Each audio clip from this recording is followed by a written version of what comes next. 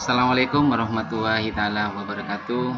Berjumpa lagi anak-anakku semua dalam pembelajaran IPAS pada hari ini, yaitu bab 1 tentang sistem gerak pada manusia. Yang mana tujuan pembelajaran adalah mengidentifikasi organ tubuh yang berkaitan dengan sistem gerak. Yang kedua, menjelaskan cara tubuh dapat bergerak. Yang ketiga, mengenal sistem saraf yang mengendalikan kerja tubuh. Yang keempat, menjelaskan gangguan dan cara menjaga kesehatan sistem gerak dalam perilaku sehari-hari.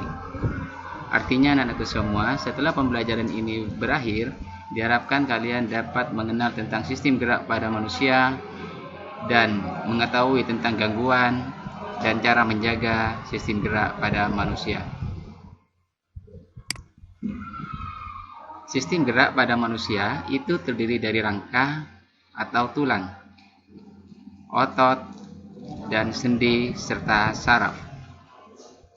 Rangka itu merupakan susunan dari tulang-tulang yang terbentuk seperti rangka pada manusia. Nanti anak-anakku semua, kita akan bahas satu persatu dari sistem gerak pada manusia berikut ini. Kita mulai dari rangka. Rangka itu termasuk organ gerak pasif, karena rangka tidak dapat bergerak tanpa ada yang menggerakkan, yaitu otot dan sendi. Rangka mempunyai fungsi sebagai berikut. Yang pertama adalah tempat melekatnya otot. Yang kedua, rangka berfungsi melindungi organ-organ penting seperti otak, jantung, dan paru-paru. Fungsi rangka yang keempat yaitu sumsum tulang, yang mana sumsum tulang belakang di situ tempat pembentukan sel darah merah dan sel darah putih. Berikut adalah rangka kepala atau tengkorak manusia, yang terdiri dari tulang ubun-ubun, tulang dahi, tulang baji, tulang tapis, tulang hidung, tulang rahang atas, tulang rahang bawah, tulang pipi, tulang tengkorak belakang, tulang pelipis. Kemudian ada rangka anggota gerak, yaitu rangka anggota gerak atas lengan, yaitu tulang lengan atas, tulang pengumpil, kemudian ada tulang hasta, kemudian ada tulang pergelangan tangan, tulang telapak tangan, serta tulang jari tangan. Juga ada rangka anggota gerak bawah, yaitu terdiri dari tulang paha, tulang tempurung atau lutut, tulang kering, tulang betis, kemudian ada tulang jari kaki. Ini merupakan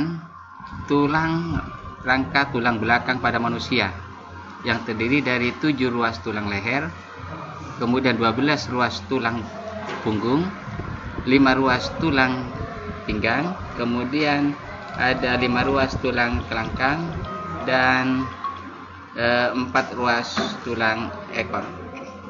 Berikut adalah rangka tulang pinggul, tulang duduk, dan tulang kemaluan. Kemudian tulang itu berdasarkan bentuknya, itu ada tulang pipa, ada tulang pipi, ada tulang pendek. Tulang pipa berbentuk silindris dan berongga di bagian tengahnya, seperti pipa. Contoh tulang yang termasuk tulang pipa diantaranya adalah tulang paha, tulang kering, dan tulang betis. Berikutnya adalah tulang pipi. Tulang pipi berbentuk pipi. Contohnya adalah tulang belikat. Setelah itu ada tulang pendek, berbentuk pendek. Contohnya adalah ruas pergelangan kaki. Dan yang terakhir adalah tulang tidak beraturan, contohnya tulang rahang atas dan tulang rahang bawah. Tulang berdasarkan jenisnya dibagi menjadi 2, yaitu ada tulang keras dan tulang rawan. Tulang keras tersusun dari zat kapur, kalsium fosfat, dan kalsium karbonat. Contoh tulang keras yaitu tulang anggota gerak dan tulang belakang, seperti tulang paha, tulang betis, tulang kering, tulang lengan, itu termasuk contoh tulang keras. Kemudian tulang rawan bersifat lentur karena memiliki sedikit zat kapur. Contohnya adalah kuping, kemudian ujung hidung dan daun telinga itu termasuk contoh tulang rawan. Materi selanjutnya adalah sendi. Sendi, tempat bertemunya antara beberapa buah tulang, itu disebut dengan sendi. Macam-macam sendi. Yang pertama ada sendi putar. Sendi putar bergerak memutar. Contohnya yaitu pertemuan antara tulang tengkorak sama tulang leher. Sendi yang kedua adalah sendi engsel. Sama dengan engsel pintu, yang mana sendi engsel hanya bergerak ke satu arah. Contohnya pertemuan tulang lengan atas dan tulang hasta. Atau lebih mudahnya yaitu pada siku atau lutut pada manusia, itu termasuk sendi engsel. Kemudian sendi peluru. Sendi peluru dapat bergerak ke semua arah. Contohnya di antara tulang panggul dan tulang paha. Kemudian ada sendi pelana. Sendi yang bergerak ke dua arah. Contohnya antara tulang telapak tangan dan tulang ibu jari di sini. Dan yang terakhir adalah sendi geser, yaitu sendi yang hanya dapat bergeser, artinya gerakannya tidak terlalu banyak, artinya terbatas. Contohnya di antara tulang pergelangan kaki. Berikut lebih mudahnya gambar di mana saja sendi-sendi itu berada. Misalnya sendi putar antara tulang tengkorak sama leher. Sendi engsel antara ini lengan atas sama lengan ini. Siku sama lutut itu termasuk sendi engsel. Kemudian ada sendi peluru di sini sama di sini yang memungkinkan gerakan ke segala arah. Kemudian ada sendi geser di pergelangan kaki. Kemudian ada sendi pelana yaitu antara telapak jari tangan dan ibu jari. Itulah tentang sendi-sendi pada manusia. Selanjutnya kita akan bahas tentang otot. Otot disebut organ gerak aktif karena otot dapat menggerakkan tulang atau rangka pada manusia. Otot ada 3 macam. Yang pertama adalah otot polos. Otot polos ciri-cirinya bentuknya ototnya berbentuk gelendong seperti potongan-potongan kayu dan juga mempunyai satu inti sel. Bekerja tanpa kita sadar atau tanpa harus diperintah oleh otak kita. Artinya meskipun kita dalam kondisi tidak sadar tidur, otot ini tetap bekerja. Kemudian ciri yang selanjutnya adalah terdapat pada saluran pencernaan, pembuluh darah, saluran pernafasan dan sebagainya. Saat bernafas, otot diafragma dapat mengembang dan mengempis secara otomatis tanpa kita perintahkan. Itulah ciri-ciri otot polos. Selanjutnya adalah otot lurik. Otot lurik, ciri-cirinya bentuknya serabut seperti serabut kabel dan mempunyai banyak inti sel. Sering digunakan saat kita beraktivitas sehari-hari.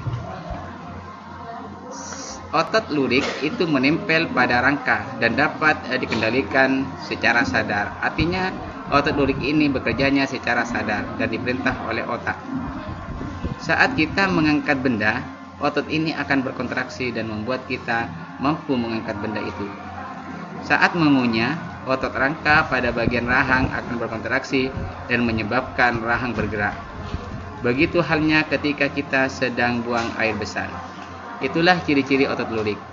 Selanjutnya otot yang ketiga yaitu otot jantung. Otot jantung ini bentuknya seperti otot lurik, tapi cara kerjanya seperti otot polos, yaitu bekerja tanpa kita sadar atau tanpa kita perintah. Otot jantung itu hanya terdapat pada dinding jantung. Bekerja tanpa kita sadar, tanpa diperintahkan. Meskipun dalam kondisi tidur, makan, dan belajar, jantung kita tetap bekerja tanpa kita sadari. Itulah ciri-ciri otot polos, otot lurik, dan otot jantung. Selanjutnya kita akan membahas tentang sistem saraf pada manusia. Sistem saraf itu bertugas mengatur kerja semua bagian tubuh. Fungsi saraf manusia yang pertama adalah mengatur organ-organ tubuh supaya terjadi keserasian kerja. Artinya, anak-anakku semua, kita dapat berjalan dengan seimbang tanpa terjatuh itu karena ada sistem saraf yang bekerja. Yang kedua, sistem saraf berfungsi menerima rangsangan sehingga tubuh dapat mengetahui dengan cepat keadaan dan perubahan yang terjadi di sekitarnya. Yang ketiga, fungsi saraf mengendalikan dan memberikan reaksi terhadap rangsangan yang terjadi pada tubuh manusia. Artinya pada saat cuaca kita panas, mungkin kita akan secara otomatis bisa menggunakan kipas, dan pada saat cuaca kita dingin, secara otomatis kita berpikir untuk menggunakan jaket supaya tubuh kita tidak kedinginan. Sistem saraf manusia dibagi menjadi dua, yaitu sistem saraf sadar, sistem saraf tak sadar.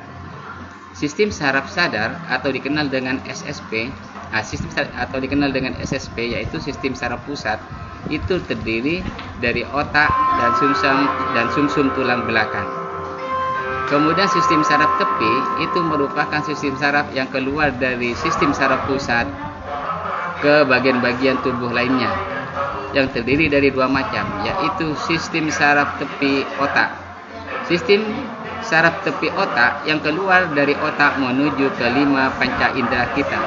Artinya kita dapat merasakan makanan itu manis, pahit, kemudian kulit kita merasakan rasa panas, mata kita bisa melihat karena ada sistem saraf yang bekerja. Selanjutnya adalah sistem saraf tepi sumsum tulang belakang. Merupakan sistem saraf yang keluar dari sumsum tulang belakang menuju ke alat gerak tubuh kita. Inilah yang mengatur organ gerak kita untuk bisa bergerak, adalah sistem saraf tepi dari sumsum tulang belakang. Kemudian sistem saraf tidak sadar. Sistem saraf tidak sadar dikenal dengan sistem saraf otonom atau SSO. SSO, sistem saraf otonom, mengendalikan gerak atau kerja organ dalam seperti jantung, usus, dan kelenjar-kelenjar tubuh yang mengeluarkan hormon. Organ-organ tersebut bekerja dan bergerak dengan sendirinya di luar kesadaran kita. Artinya saraf ini bekerja secara tidak sadar. Sistem saraf tak sadar itu dapat dikelompokkan menjadi dua, yaitu sistem saraf simpatik dan sistem saraf parasimpatik. Cara kerja sistem saraf simpatik dan parasimpatik ini berlawanan. Contohnya saraf simpatik yang meningkatkan detak jantung dan melancarkan peredaran darah dengan melebarkan pembuluh darah. Sedangkan sebaliknya, saraf simpatik yaitu menurunkan sistem kerja jantung dan memperlambat peredaran darah. Itulah sistem saraf pada manusia. Berikutnya adalah kelainan dan bagaimana cara menjaga sistem gerak kita. Ada beberapa kelainan atau gangguan yang terjadi pada sistem gerak. Yang pertama adalah retak dan patah tulang. Hal ini terjadi akibat benturan atau jatuh atau kecelakaan sehingga menyebabkan tulang kita menjadi retak, bahkan bisa menjadi patah. Kemudian ada gangguan lain yaitu rakitis. Rakitis merupakan tulang tumbuh dengan tidak sempurna atau tidak normal karena kekurangan gizi seperti kalsium, fosfor, dan vitamin D, sehingga menyebabkan tulang kaki kita itu berbentuk seperti X atau huruf O. Itu karena kekurangan kalsium dan fosfor. Ada gangguan yang lain yaitu skoliosis, lordosis, dan kifosis. Skoliosis itu adalah gangguan tulang belakang yang membengkok ke samping kanan maupun ke samping kiri. Ada lordosis adalah kelainan ke arah depan tubuh. Dan yang ketiga yaitu kifosis, adalah kelainan tulang belakang yang arah belakang tubuh, artinya membungkuk. Itu karena akibat kadangkala kita salah dalam duduk, kemudian membawa beban terlalu berat. Kemudian gangguan yang lain adalah osteoporosis. Osteoporosis adalah merupakan gangguan yang tulang mengalami keropos atau kepadatan tulang mulai berkurang. Itu penyebabnya adalah karena kekurangan kalsium dan fosfor. Kemudian ada penyakit namanya rematik. Rematik merupakan radang yang mengganggu dalam persendian, yang biasanya diakibatkan dan disertai dengan rasa nyeri dan pembekakan sendi. Kemudian ada tetanus. Tetanus merupakan kondisi seluruh tubuh yang menjadi kaku, tegang, dan sulit bergerak. Penyakit ini sangat berbahaya, dan penyakit ini disebabkan oleh bakteri Clostridium tetani yang berasal dari tanah atau dari kotoran hewan. Oleh karena itu anak-anakku semua, pada saat kalian kakinya luka atau terkena paku dan sebagainya, diharapkan segera untuk dibawa ke rumah sakit biar cepat ditangani dan tidak menimbulkan penyakit yang namanya tetanus. Kemudian kram atau kejang otot dikarenakan kegiatan otot yang berlebihan. Biasanya terjadi saat melakukan olahraga dan tanpa diawali dengan kegiatan pemanasan. Jadi diharapkan pada saat kita melakukan olahraga ataupun berenang, terlebih dahulu kita melakukan kegiatan pemanasan supaya tidak terjadi kram. Kemudian terkilir atau keselio merupakan cedera otot yang umumnya terjadi di bagian kaki atau tangan. Dapat disebabkan karena jatuh dengan posisi pergelangan kaki yang berputar, cedera saat olahraga, dan sebagainya.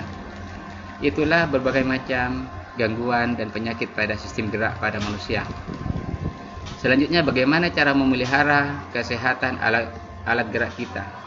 Yang pertama, dapat dilakukan dengan duduk dengan posisi badan tegak dan tidak membungkuk atau miring. Hal ini dapat membuat kita menjadi tidak mengalami gangguan tulang belakang. Kalau duduk kita salah seperti ini, bisa nantinya menyebabkan penyakit lordosis, kyphosis, ataupun skoliosis. Kemudian cara yang kedua dalam menjaga kesehatan adalah dengan makan makanan yang mengandung kalsium, fosfor, dan vitamin D. Vitamin D banyak didapatkan dari sinar matahari. Makanya diharapkan kalian untuk mendapatkan sinar matahari bisa berjemur di pagi hari. Kemudian cara berikutnya, berdiri dengan postur tegak, jangan membungkuk atau terlalu membusung, supaya kalian tidak mengalami penyakit lordosis, skoliosis, dan kyphosis.